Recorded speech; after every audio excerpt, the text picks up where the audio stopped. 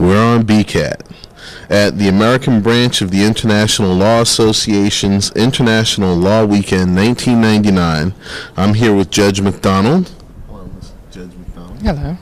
Judge McDonald is currently a judge at the Hague Convention, and she's getting ready to participate in a sentencing.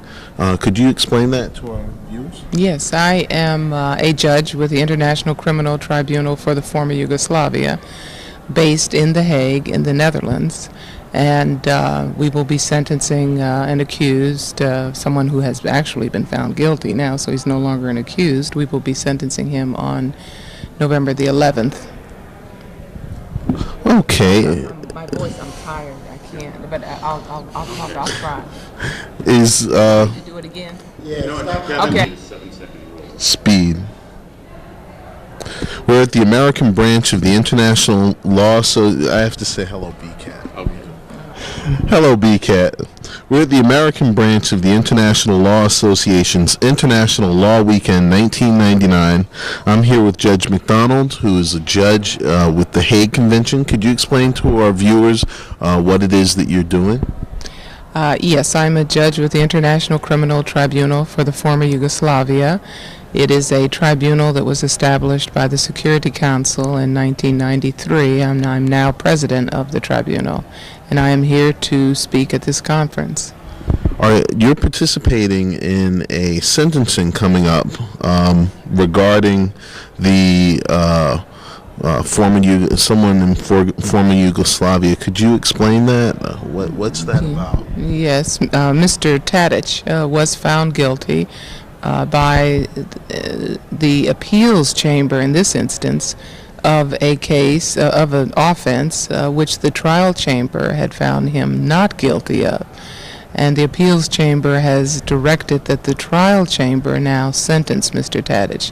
That's a procedure that's unusual and certainly unknown to American viewers, but we will be doing that in November the 11th. Now, you were part of the original trial panel, that chamber that found him not guilty, but you were the dissenting vote. So ultimately, you were shown to have been correct by the appeals panel. Do you have any comments? Well, the offenses for which we will be sentencing him really fall into two categories. One, as I indicated, relates to an offense that the trial chamber found Mr. Tadic not guilty of. The appeals chamber reversed and said, in fact, the evidence supported a finding of guilt, and they've now remitted that to the trial chamber to sentence. And that happens in national courts as well. An appeals chamber may find that a trial court erred and will send it back to the trial court to handle the matter. The other aspect related to whether or not the conflict was international and whether or not the victims were protected persons. And I dissented, finding that the conflict was international and that the victims were entitled to protection by the appropriate treaty.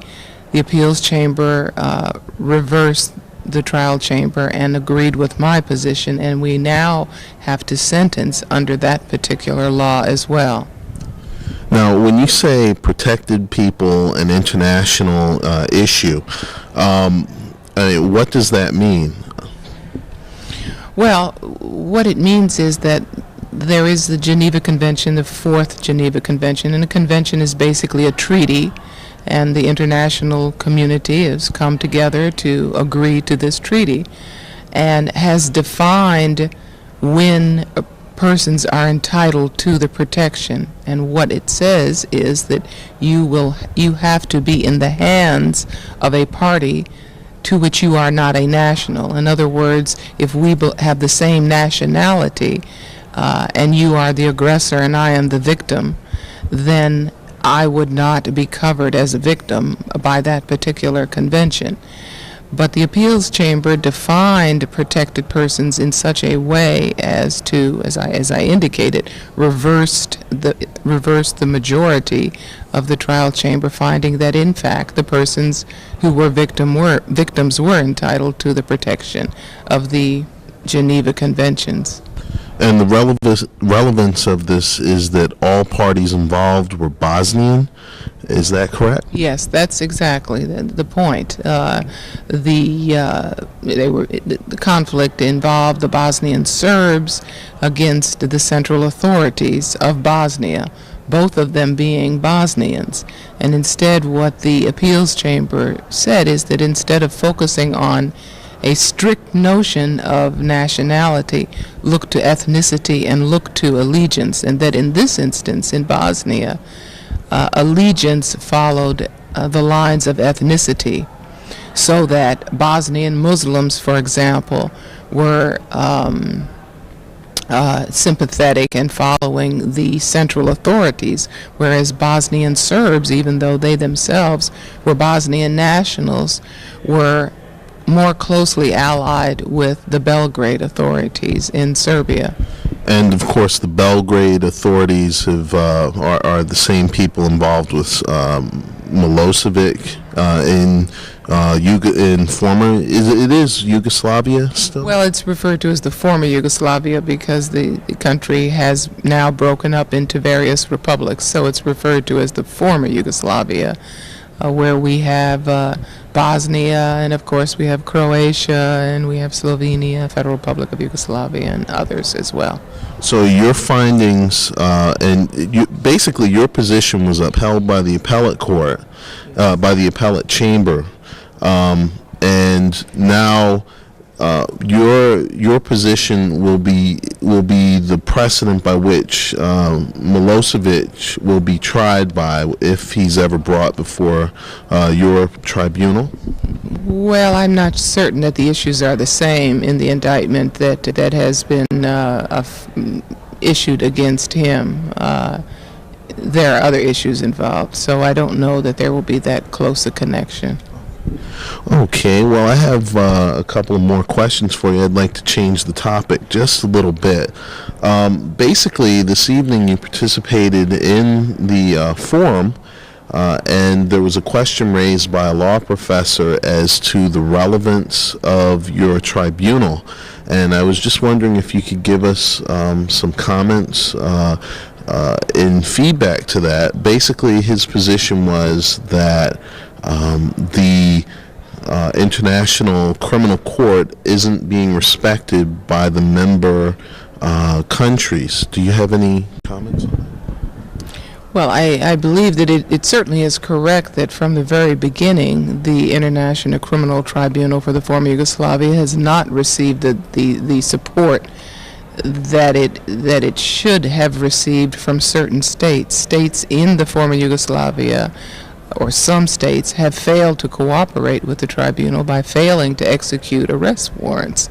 We have had difficulties from the very beginning, but that doesn't mean that we give up on the process. The rule of law is something that Americans are very familiar with. We don't practice revenge.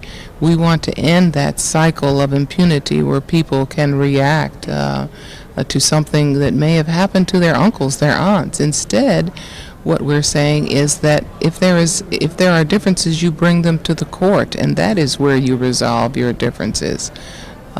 In the former Yugoslavia, the conflict was found to be a threat to international peace and security, and what that means is that it goes beyond Bosnia and threatens to disrupt international peace and security in the region.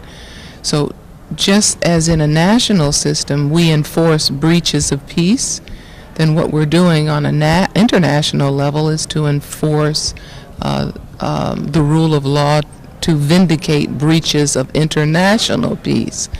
So I consider that it is very relevant. Certainly there are problems. There's no panacea because we are not operating within a national system, and we need the cooperation of states because we don't have the coercive components that most national criminal systems have. We have to rely on states to execute our arrest warrants, whereas in New York, for example, if a New York judge issues an arrest warrant, it's executed by the police.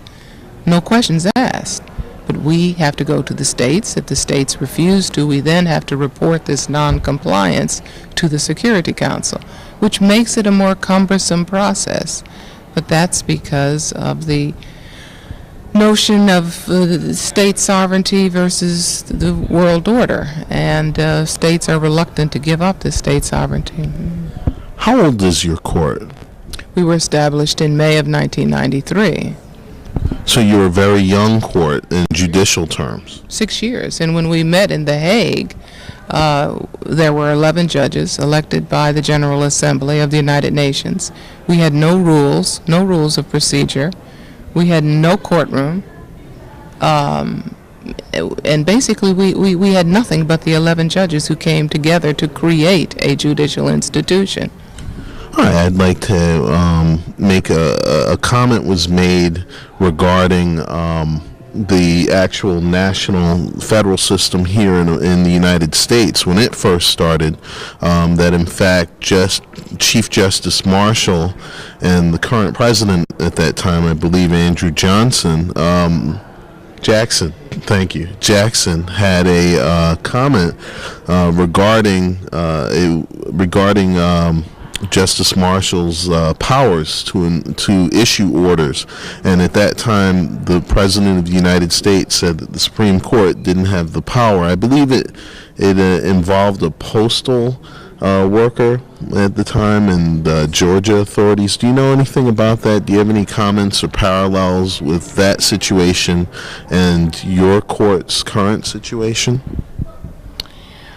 Not so much with that situation. I think there are parallels, though, with the judicial system in the United States when after the Civil War, the Civil War amendments were passed, the 13th, 14th, and 15th Amendments.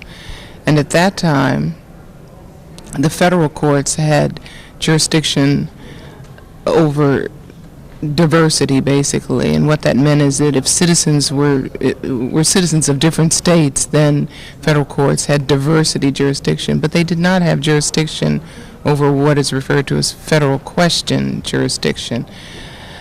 Well, the federal courts were given jurisdiction over federal question issues, and the reason was that there was the belief that the newly freed slaves would not receive a fair trial in state courts, so that the federal courts were given the jurisdiction to hear these federal cases.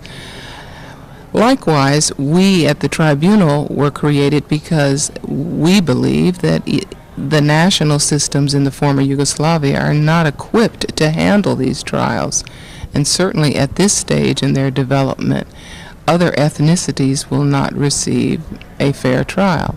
So that, for example, if in State X a person of a different ethnicity is tried, then the fear is that that person would be found guilty simply because of their ethnicity. Whereas we as an international criminal court apply our rules fairly, we believe, regardless of a person's ethnicity, because the judges have no stake in the controversy at all. Well, just to wind up, one quick question. Tonight we learned that you were a professor at Howard University and you are African American. What was the relevance of you? Were you the only African American or the only African descended individual participating in the Hague court process? And did you feel that your role was a very important one, and an important one for black people in general? And that's a two-part question, so I apologize. I am the only American judge. Each member state of the United Nations may submit a name to the United Nations for election, and my name was submitted by the United States, and I am African American. I feel that many people in the United States do not even know that I'm African American and do not even know that I'm on the tribunal, and that is because the tribunal really is not given enough publicity. I think that as an African American, I brought a certain dimension, a certain sensitivity, a certain belief in the rule of law as the way to protect minorities against oppression by majorities. And I was a civil rights lawyer when I graduated from law school. That's why I went to law school. I went to Howard, and then I started, my first job was with the NAACP Legal Defense Fund here in New York. Thank you very much.